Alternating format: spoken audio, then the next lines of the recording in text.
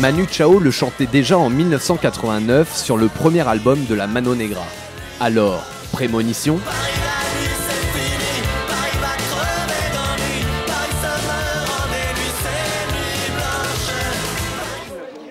Rue Le Pic, en plein cœur du 18e arrondissement, le luxe bar déborde. Gérer la terrasse, les derniers verres, après minuit ça se complique. On a assez de problèmes avec les voisins. Pour veiller au bruit, Manu, le taulier, se transforme en flic. Et là, on aurait le droit de servir pendant 1 heure de plus si on n'avait pas du bordel comme ça. C'est soyez gentil avec les voisins, parce qu'ils sont méchants avec nous. D'accord ? Dès que j'ai un petit peu de monde, tout le monde se retrouve à l'extérieur, donc ça fait automatiquement du bruit, on n'a pas besoin de mettre de la musique fort pour autant.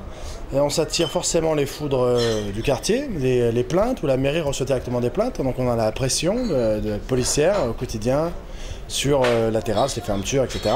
Là où on servait jusqu'à 1h30 pour pouvoir vider tout le monde avant 2h, tirer les grilles et fermer tranquillement, aujourd'hui on arrête à minuit 30. Ce que les bars redoutent, les plaintes des voisins pour tapage nocturne. Le face-à-face concerne toute la capitale. Rue Le Gendre, dans le 17e arrondissement. Solange gère ce bar aux accents argentins.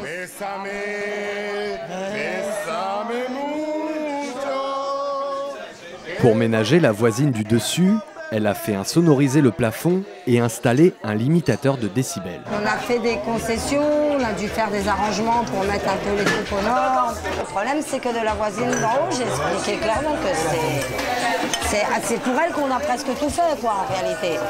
Mais il y a un moment, tu peux plus. Tous ces efforts n'ont pas suffi. Elle a dû faire une croix sur certains projets. Après 10 heures, essayer de ne pas faire ni de concerts, ni... Nous, on avait envie de faire de la musique, des DJ, on a essayé du fait. Et non. Faudrait tous... Aujourd'hui, autour des bars, le silence est de rigueur. Ah, mais c'est pour ça. S'amuser en silence, c'est difficile.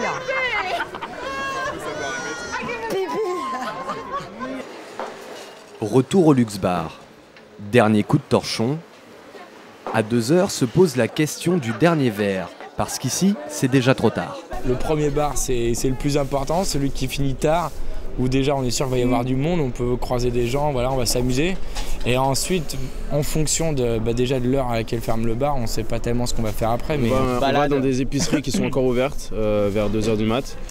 On achète à boire ce qu'on peut et puis on se balade, on rencontre des gens. À manger aussi, oui, en général ça va ensemble. On rencontre des gens, on parle, on discute, voilà. Oui mais voilà. Jusqu'à 7h du matin, un arrêté préfectoral interdit la vente d'alcool à emporter. Les zones en rouge sur cette carte de Paris sont les plus contrôlées. La vente d'alcool y est prohibée jusque dans les épiceries de quartier et depuis le 7 juin, c'est la butte aux cailles qui est dans le collimateur de la préfecture. Après 2 heures, les discothèques semblent bien être la seule alternative. Libérez le passage, s'il vous plaît.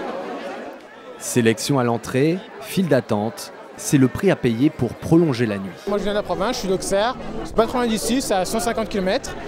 Et à comparer, à Auxerre, on passe une bonne soirée avec 60 €.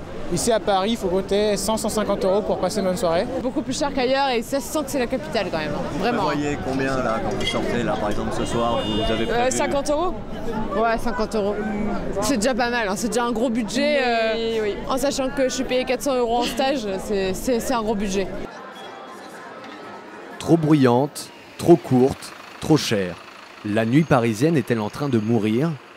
Pour l'équipe municipale en charge du dossier, il n'y aurait rien à signaler. Moi, ce qui me semble, c'est que sa caractéristique à la nuit parisienne, c'est justement tous ces petits établissements. Et pourquoi elle est extrêmement importante? Parce que c'est ce que je vous disais tout à l'heure. D'une part, ça permet d'animer les quartiers.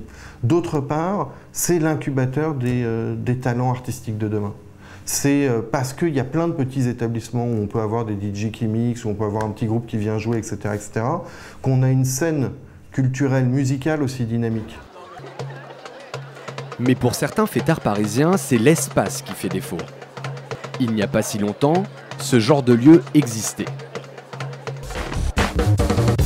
la friche industrielle des frigos accueillait des fêtes à grande échelle. Elles étaient incontournables pour la nuit alternative.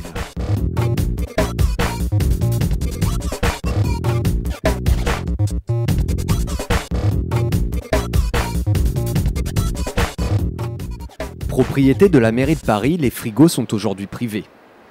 Ils sont devenus un lieu d'activité culturelle et artistique. Ici aussi, la fête est terminée. Interpellés par cet état de fait, 18 000 pétitionnaires, acteurs de la nuit, saisissent le Conseil de Paris. Aussitôt, la mairie s'engage à établir un inventaire d'espaces hors habitation pouvant rester ouverts au public de nuit.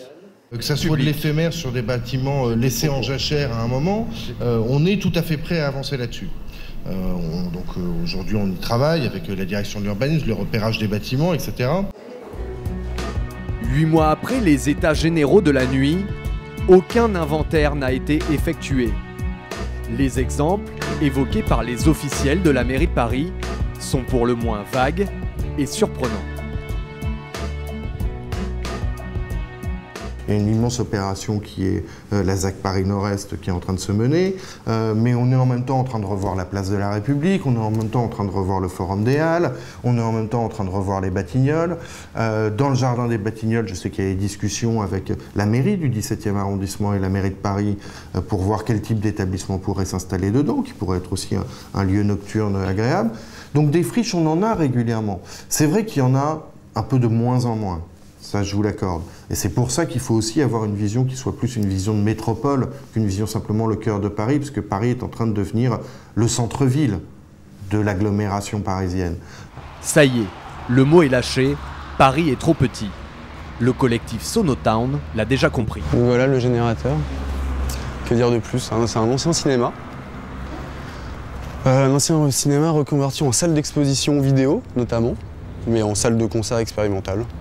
À Gentilly, de l'autre côté du périphérique, Sonotown fait ce pari d'un soir, proposer une alternative aux Parisiens, transformer le générateur en discothèque. Sono, bar, lumière, régie, vestiaire, rien ne manque. Des investissements lourds pour ces 20 bénévoles. Ils sont aujourd'hui devenus spécialistes dans leur domaine. Tu montes le projet, ça te prend un bon mois bien rempli. Et la session de 3 jours où tu fatigues forcément parce que tu prépares la soirée complètement différemment dans un club ou machin. Ou dans un club, t'as pas de régie, t'as rien. Enfin, t'arrives, tu fais ta programmation et tu te casses.